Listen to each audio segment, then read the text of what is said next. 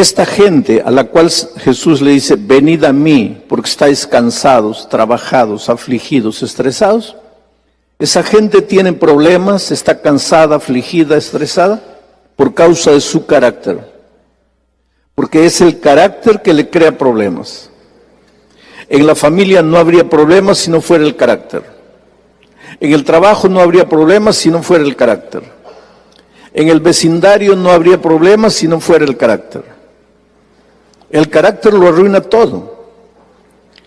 Por eso Jesús le dice, vengan a mí. Y si ustedes vienen a mí, ¿qué voy a hacer? Les voy a colocar un yugo. ¿Por qué hay que colocar el yugo? Porque si no te coloco el yugo, tú vienes a mí, pero inmediatamente te vas. Y si te vas, te metes en problemas de nuevo.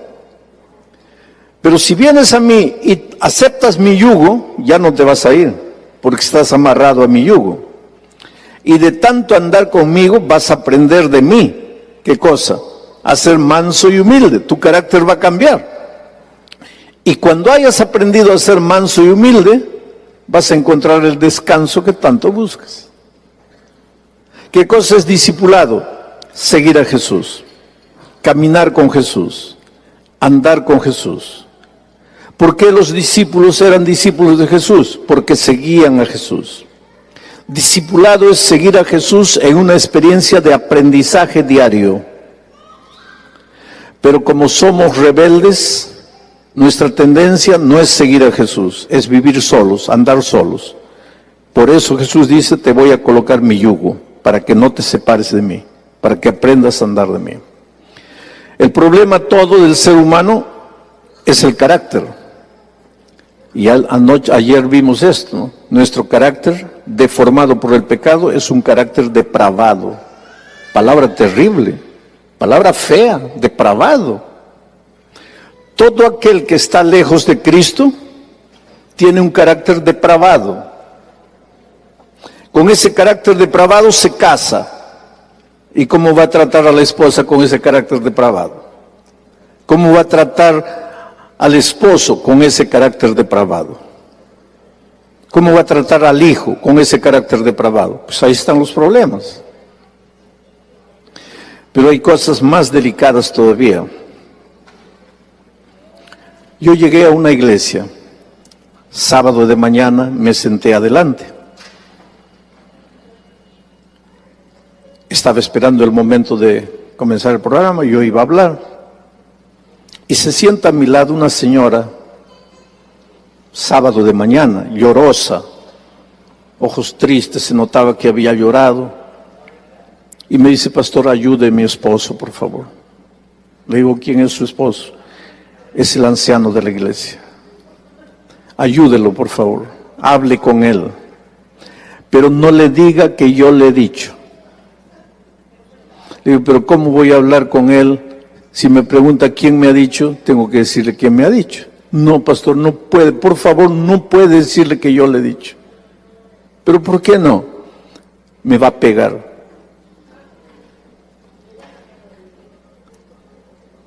Espera un poco. ¿Tu esposo es anciano de iglesia? Sí, pastor. ¿Y tu esposo te pega? Sí, pastor, pero él es un santo hombre de Dios. A ver, explícame eso, ¿cómo? El santo hombre de Dios te pega. Sí, pastor, pero yo soy la culpable. Ay, ay, ay. Hermana querida, el hombre que está a tu lado es un hombre de Dios, te ama. Pero jamás, por más que hayas hecho una tontería en la vida, pienses que eres la culpable para que alguien te pegue. Pero ¿a qué punto habíamos llegado que esta pobre señora se sentía culpable? Yo merezco. Él es un hombre de Dios.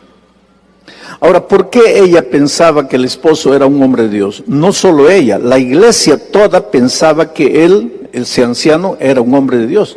Tanto así que era anciano de iglesia por 18 años. ¿Y por qué pensaban que era un hombre de Dios? no comía carne y predicaba que el que come carne no va al cielo. Era contrabatería. Ay del hermano que viniese a cantar con pista a la iglesia. Esto es pecado, lo otro. El típico hermano conservador y sincero. Sincero, yo no creo que ningún hermano es malvado. Sus posiciones radicales, pero sincero. Él tenía un solo problema, su carácter. Digo, ¿dónde está tu esposo? Me dice, pastor, no voltea atrás, pero allá en la última fila, un hombre con vestido así, ese es mi esposo. Le digo, mira, yo voy a hablar, pero no le diga que yo le he dicho, le voy a decir que usted me ha dicho, pero tú tranquila, no, él no te va a volver a pegar. Y me salí por atrás. Y me entré por la puerta, me senté al lado de él. Era un hombre bueno, porque cuando yo me senté ya empezó a llorar. Era un hombre bueno, no era malo, pero era un ser humano que conocía la doctrina, conocía la profecía, conocía todo, pero nunca había cambiado de carácter. Él me dijo, pastor, usted habló con mi esposa. Claro, él estaba atrás y la esposa, yo estaba aquí, la esposa hablando conmigo, él había visto todo. Pues. Entonces él ya sabía que su esposa había hablado conmigo. Y llorando me dice, pastor, todo lo que mi esposa le dijo es verdad. Pero pastor, yo no quiero ser así. Yo le pregunté a la señora, ¿cuándo fue la última vez que te pegó? Hoy día, pastor. Hoy día sábado. Pues el tipo no descansa ni el sábado. ¿Y por qué te pegó hoy? Ahora miren, no sé si ustedes los varones son como yo.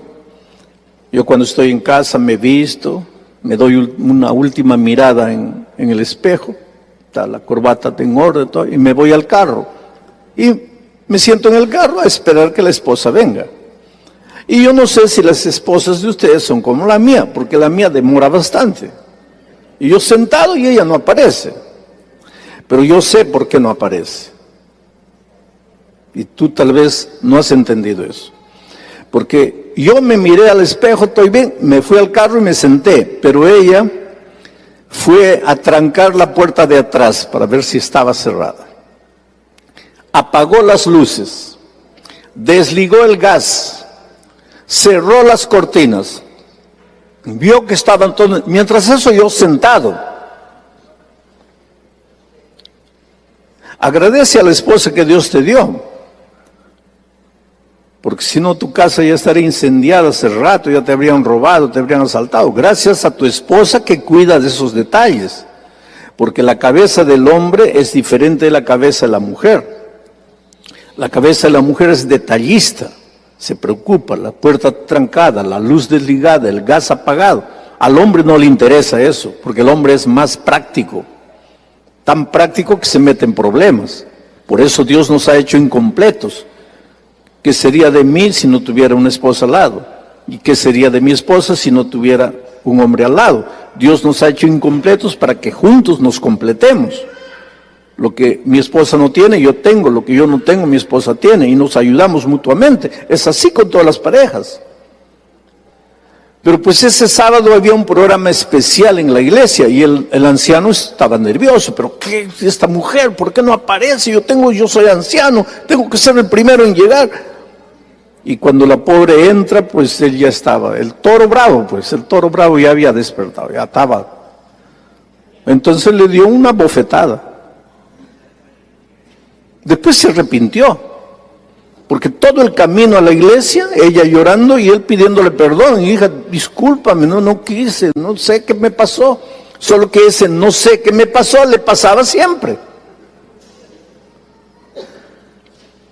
Y cuando llegamos allá, pues la esposa se vino directo a hablar conmigo. Y ahora el hombre me dice, pastor, todo es verdad. Yo no quiero ser así, pero pastor, hay dentro de mí como un animal salvaje que se despierta de vez en cuando y hago tonterías. Yo le pido perdón a mi esposa, yo le prometo que nunca más, pero después de una semana ya estoy haciendo las mismas tonterías. Y pastor, créame, yo no quiero ser así. Y yo te creo. Tú no quieres ser así. Nadie quiere ser así. Pero después de que el pecado entró, el carácter se quedó depravado. Palabra feísima, depravado. Y pues con ese carácter depravado haces las tonterías que haces. Al principio no era así. El hombre había de llevar la imagen de Dios tanto en la semejanza exterior como en el carácter. El hombre fue creado a semejanza de Dios. Cuando dice aquí el hombre, no está hablando del hombre masculino, sino del hombre género, el ser humano. El ser humano fue creado a semejanza de Dios. Su naturaleza estaba en armonía con la voluntad de Dios. Su mente era capaz de comprender las cosas divinas. Su mente era capaz de comprender las cosas divinas. Es que hoy no entendemos las cosas divinas porque nuestra mente ya está torcida. El otro día, yo estuve escuchando las preguntas, pero el otro día a mí me hicieron la misma pregunta. Pastor, ¿en el cielo habrá sexo? Le digo, no, hermano. Entonces no quiero ir.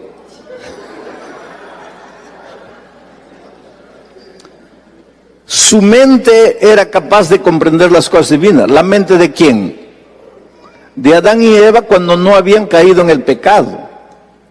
Pero la mente del hombre hoy, de ti y de mí, ya no es capaz de entender las cosas divinas. Por eso piensas que en el cielo no hay sexo, no habrá felicidad. Más tarde vas a entender por qué Dios, al crear a Adán y Eva, les dio el sexo. El sexo tiene una función, y cuando termine su función se acabará. Y vas a entender eso un poco más adelante. Pero no, hoy día nuestra mente, estamos en la iglesia, ¿no?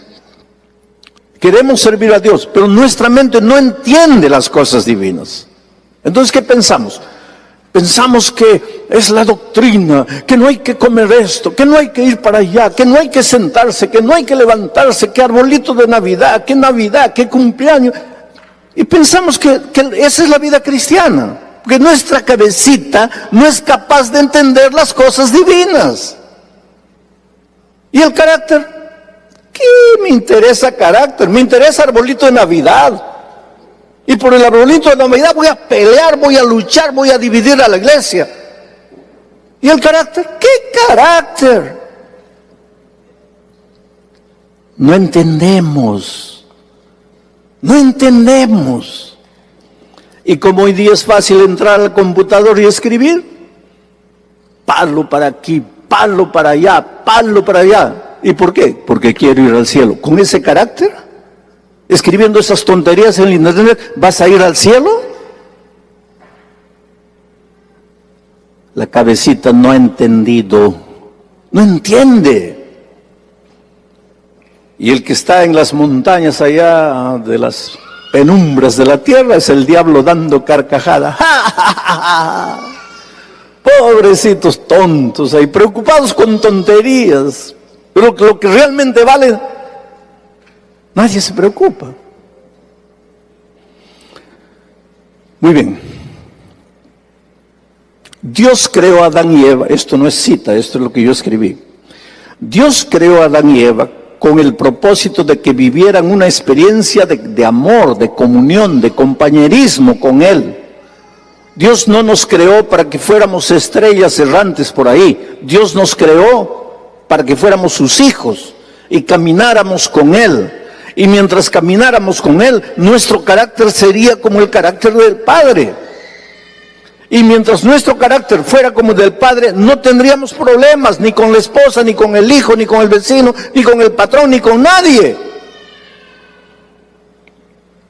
Dios nos creó con el propósito de que viviéramos una experiencia de comunión diaria con Él. El Señor deseaba estar con sus hijos, andar con ellos.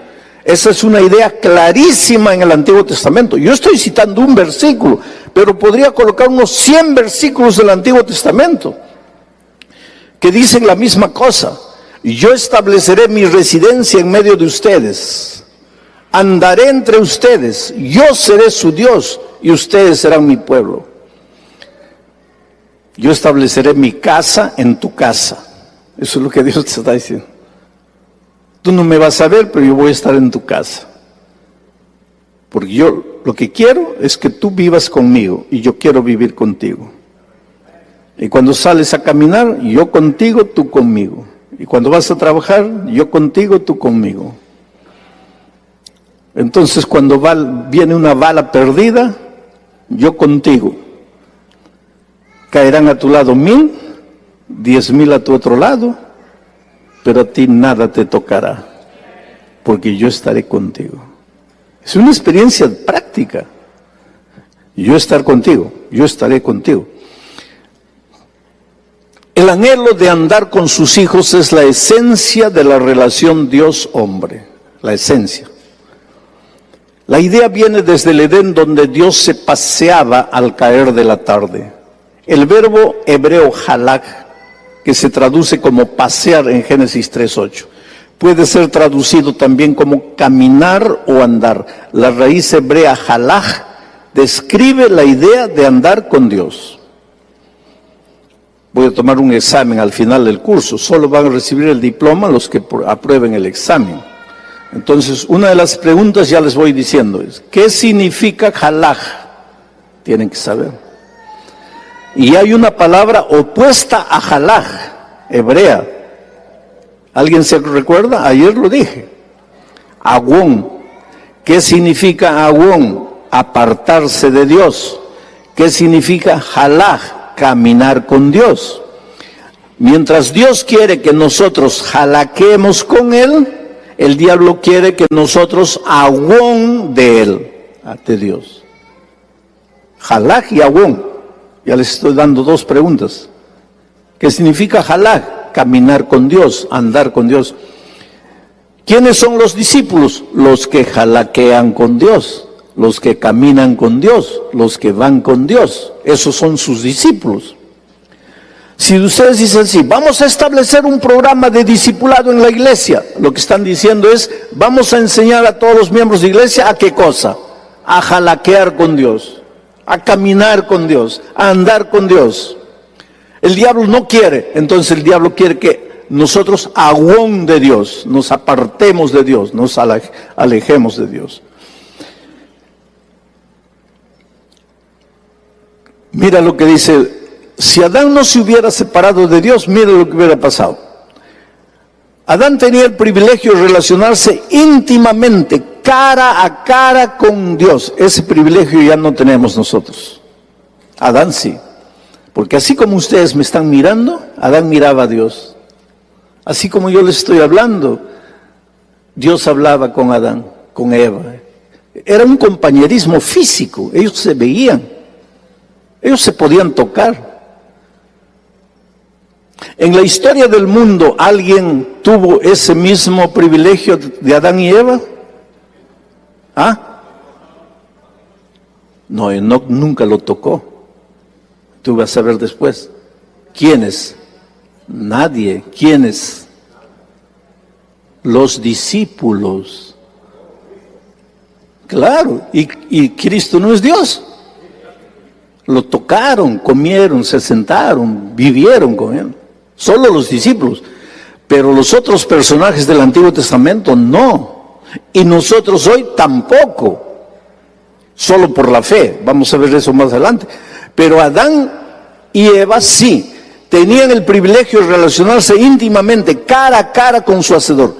Ahora, si hubiese el ser humano permanecido leal a Dios, o sea, si hubiera jalaqueado siempre con Dios, si no se hubiera agón de Dios, si hubiera permanecido leal a Dios, todo esto le hubiera pertenecido para siempre. ¿Todo esto qué?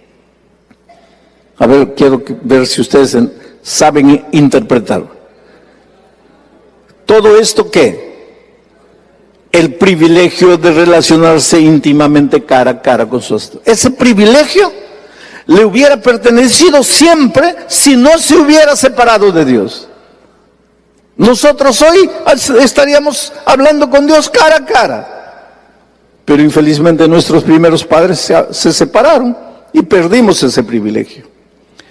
Pero si no nos hubiéramos separado, el ser humano habría cumplido cada vez más cabalmente el objeto de su creación. ¿Cuál era el objeto de su creación?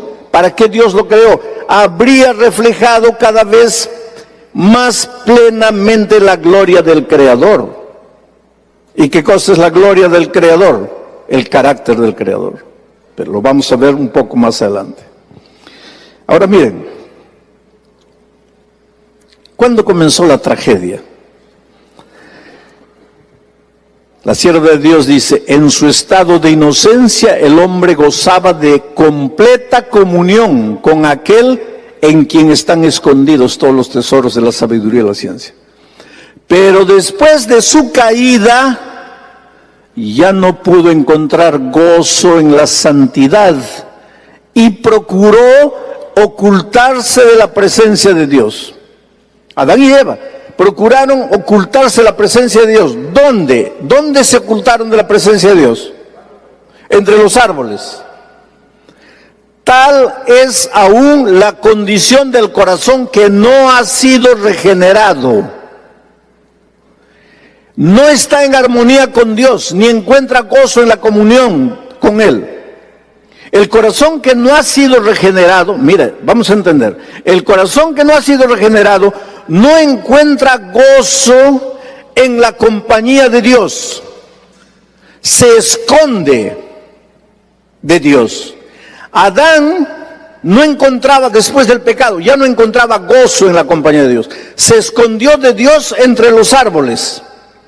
Hoy día, el que no ha sido regenerado no encuentra gozo en la comunión, se esconde. ¿Pero dónde se esconde? Algunos se esconden en el trabajo, otros se esconden en los placeres, otros se esconden en los vicios, otros se esconden en el no tengo tiempo. Pero los miembros de iglesia generalmente se esconden. ¿Dónde se esconden? ¿Ah? En ser buenos miembros de iglesia. La mejor manera de esconderse de Dios es colocarse la ropa de buen miembro de iglesia. Parece buen miembro de iglesia, pero está lejos de Dios. Porque si estuviera en Dios, su carácter sería como el carácter de Dios. Pero como está aquí, puede ser, aunque sea anciano de iglesia, aunque sea pastor, y ahí estás en la junta de iglesia,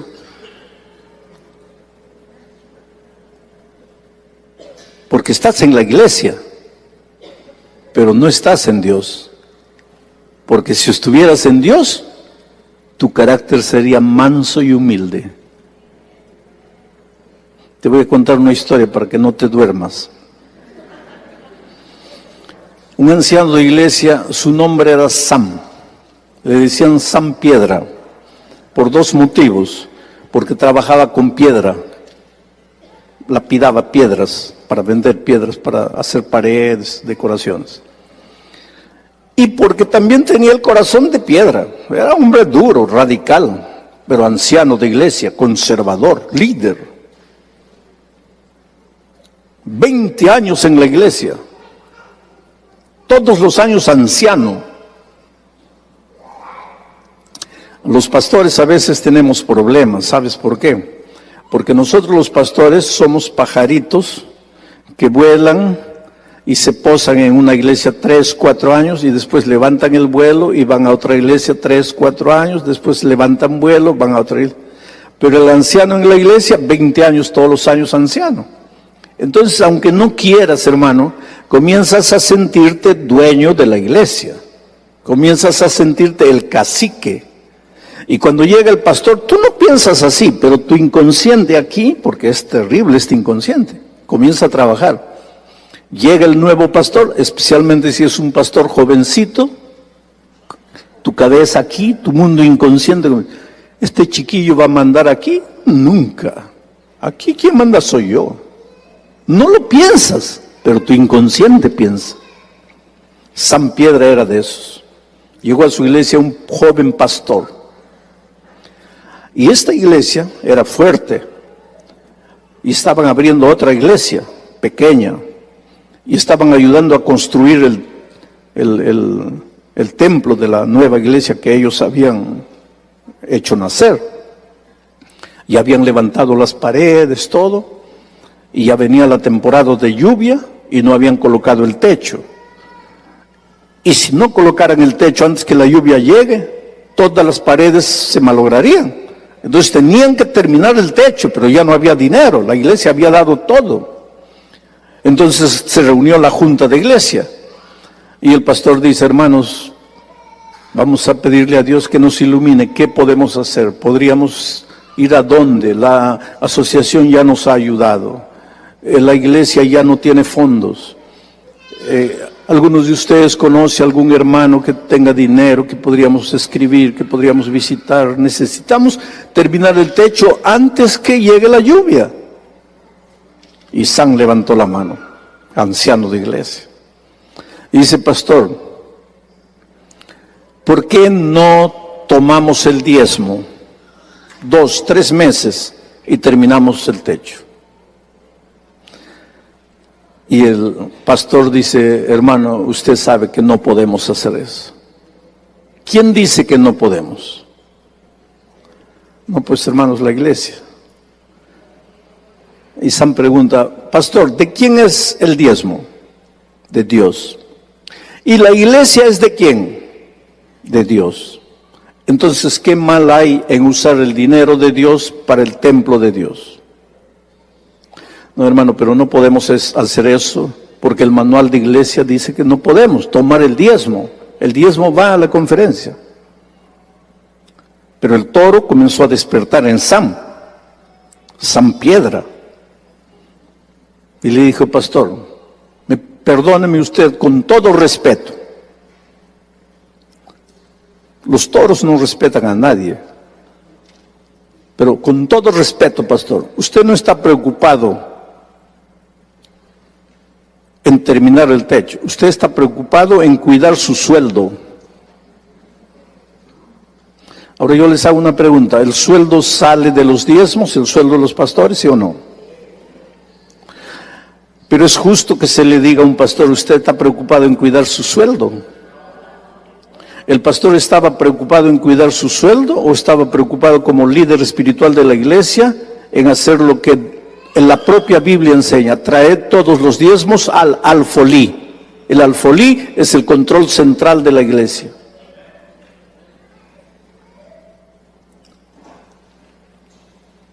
Pero el pastor era un joven, pero con convicciones. Y le dije: mira, pastor, hermano Sam, yo lo respeto, usted es el anciano de iglesia, pero no podemos tocar el dinero que es de Dios. Y ahí comenzó la guerra.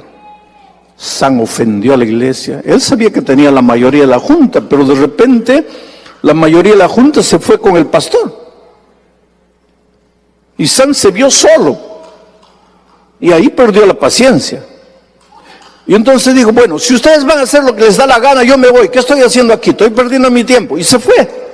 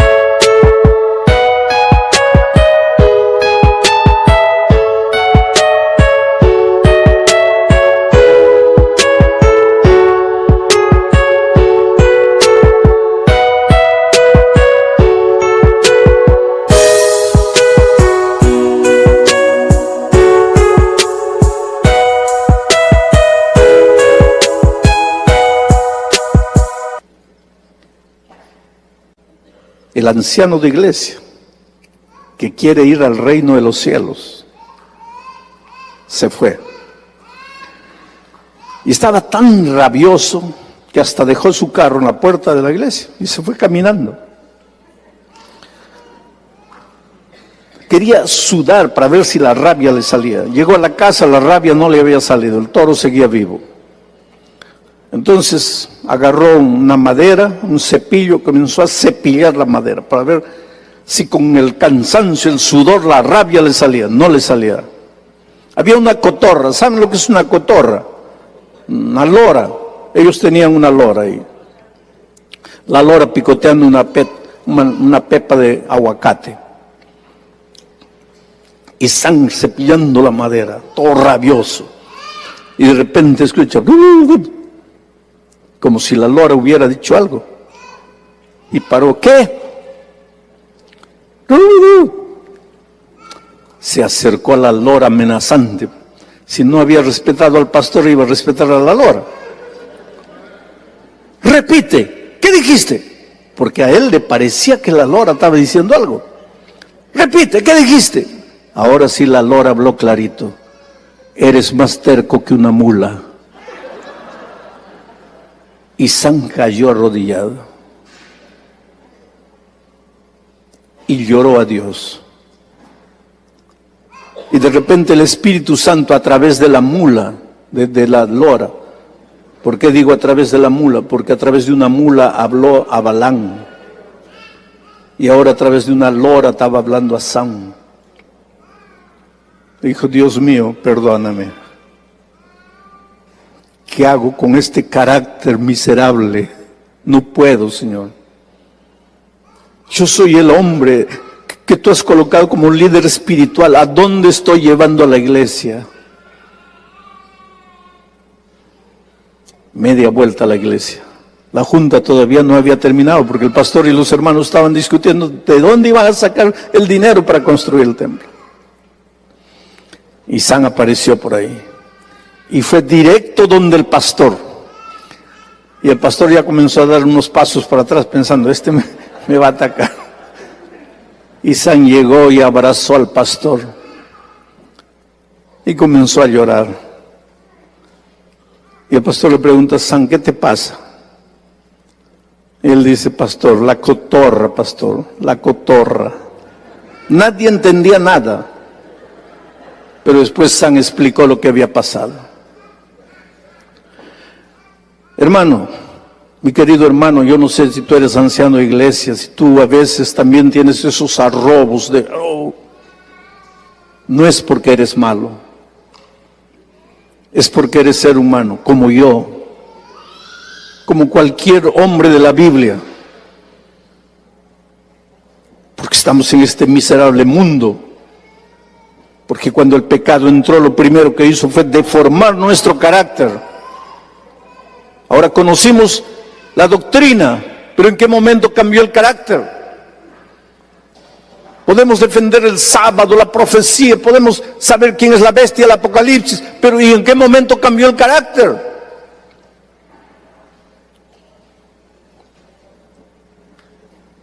Ese es el asunto, queridos.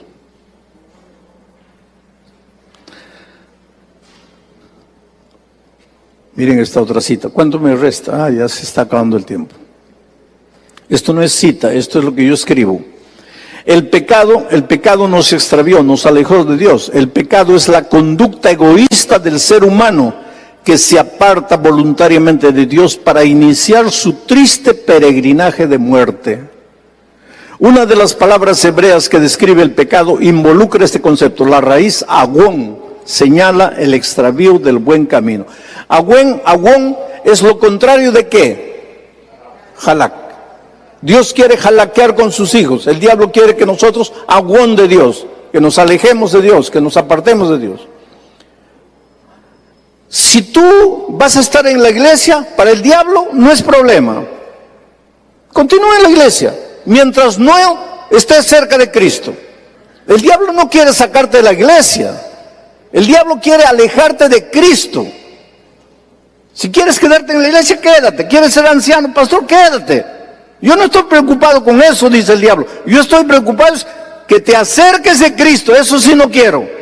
Porque el día que te acercas de Cristo, tu carácter va a cambiar. Y eso yo no quiero. Que tú estés en la iglesia con el carácter miserable del pecado. Eso para mí está todo bien. Y tú estás preocupado en cualquier cosa, menos en el carácter.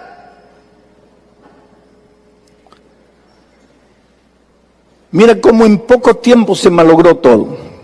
Este es el libro, este es el texto, Génesis 5, 1 al 3. Este es el libro de los descendientes de Adán.